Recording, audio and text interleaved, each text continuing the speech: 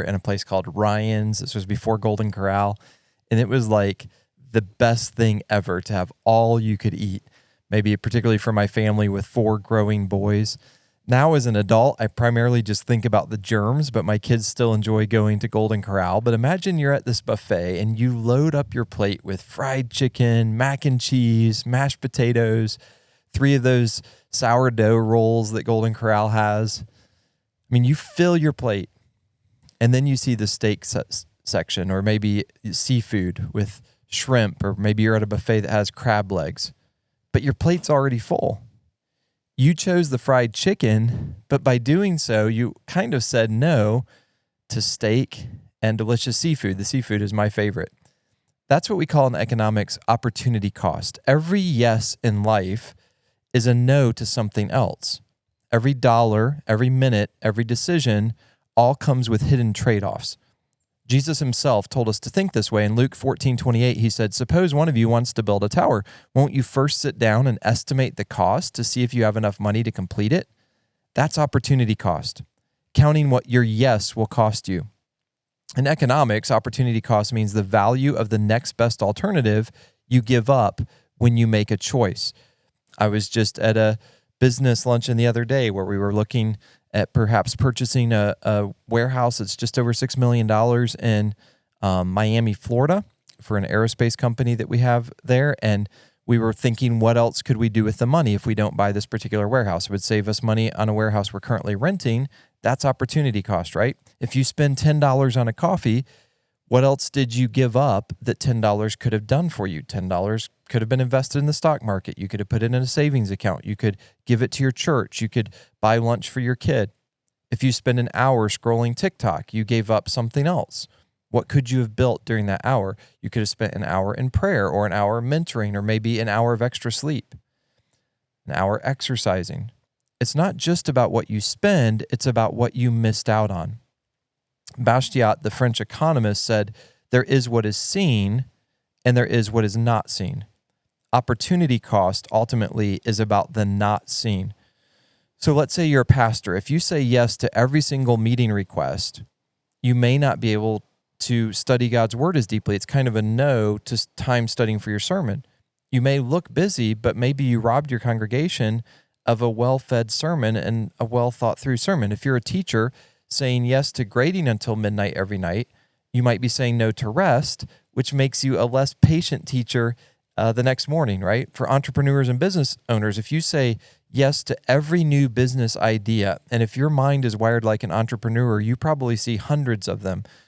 You're saying no to focus, or you're saying no to drilling deeper on perhaps your core idea, right? The one thing that makes your business thrive. I think entrepreneurs, if you're like me, I think they call it shiny object syndrome, right? Like that you just, like a raccoon chasing tinfoil or a cat chasing a laser beam. If you've ever seen YouTube videos of that, we just chase every new thing. Everything we see is a new business idea until we realize we're broke, right? So you can't just chase every new thing. If you're a parent, when you say yes to overtime every weekend, you're probably saying no to family dinners. Those irreplaceable moments when maybe your kids actually talk to you, or you have time to sit down and get to know your actual family members. In personal finance, if you have to always buy the latest iPhone, that might mean saying no to funding your retirement or your child's education or giving to missions.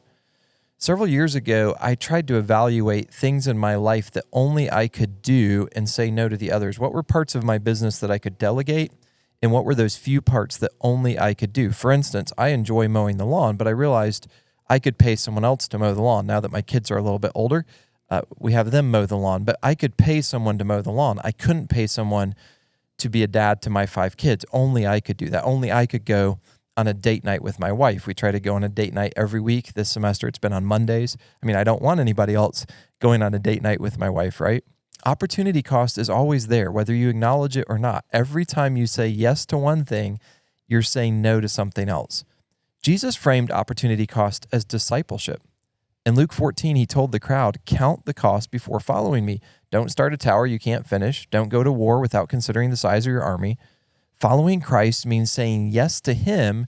And by definition, when we say yes to him, we're saying no to a lot of other things, right? We're saying no to sin. We're saying no to lesser priorities. If you're a genuine Christian, you're saying no to a lot of selfishness, just like having kids is saying yes to a lot of things, but it's saying no to a lot of other things, right? And I've found with kids, it's well worth it. I encourage people to have as many kids. We talk about my wife and I having 5 kids, but we've had 2 miscarriages. So we have 2 kids in heaven, actually 7 kids total. Philippians 3:8, Paul writes, I consider everything a loss because of the surpassing worth of knowing Christ Jesus my Lord. That's opportunity cost. Paul gladly gave up his status, his wealth, in his case, even freedom, right? He can write Philippians from a jail cell, but he's talking about great joy, to gain the greater yes, all those no's, but the yes of following Jesus Christ. How can you as a leader apply this? If you're a pastor, guard your time. Every yes to a counseling appointment is a no to sermon prep. And I'm not saying that you shouldn't do any counseling, but think through. I mean, every time you say yes to one thing, you're saying no even to your family. What yes serves the greater kingdom purpose? What should be your highest priorities? I would say just beware of people who are time magnets. There are certain people that you will find that one person can just suck away hours and hours of your time. I know when I first started teaching, students would email and ask sometimes very basic questions, and I'd email the full answer. And now I usually just say, check your syllabus. If it's something that's in the syllabus, they can take the time to read it. They don't need all the answers. And actually that helps them find things a lot of times on their own. Now, if there are students with spiritual needs and so on, absolutely, I want to counsel them and spend time with them. But you have to kind of discern, where should you spend your time the most wisely? If you're a teacher, you can't say yes to every extracurricular duty. Sometimes the greater yes is your presence with students in the classroom. If you're an entrepreneur or you're a business owner, don't say yes to every shiny new opportunity. Focus. Steve Jobs once said about Apple that they succeeded more by saying no than they succeeded by saying yes. And I think it's that way for most successful companies. Parents, every yes to screens at home might be a no to family bonding or to going on a hike. Every yes to rushing your kids to every single activity might be a no to peace and spiritual growth. And I feel convicted as I say that because all 5 of my kids are in soccer right now. I just got back a few hours ago from 3 different soccer games, and my wife right now is with our oldest daughter at a soccer game. Our family is working on saying no more to screens so we can say yes to time in God's outdoors. We have a season pass for the parks around here in Paris. We live on Paris Mountain, and Paris Mountain State Park is very close, and we're trying to see how many times can we hike Paris Mountain, how many times can we bike on the Swamp Rabbit Trail. Not that we've gotten rid of screens altogether. The family I grew up in, we didn't have a TV at all, but for my family, we do have screens, but we're trying to limit them. Just for Christians in general, every yes to self-indulgence is a no to discipline or generosity. Every yes to worry is very likely a no to prayer. Here's the thing.